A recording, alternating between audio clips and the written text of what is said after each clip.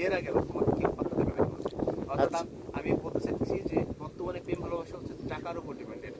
যার টাকা আছে তার প্রেম ভালোবাসা সব কিছুই আছে।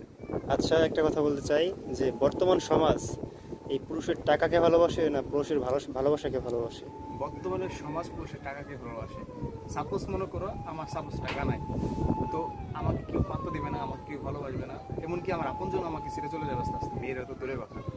ঠিক আছে, এই কারণে বর্তমান সমাজে টাকাটাই আসল। এই কারণে পুরুষ মানুষের টাকাকেই সবাই ভালোবাসে। পুরুষ মানুষ মানে তার কষ্টের দাম, তার টাকা, তার ভালোবাসার কোনো দাম নেই। টাকা অর্জন করতে হবে, তার ভালোবাসা অটোমেটিক আসবে। তাহলে পুরুষ মানুষ কোথায় আটকায়?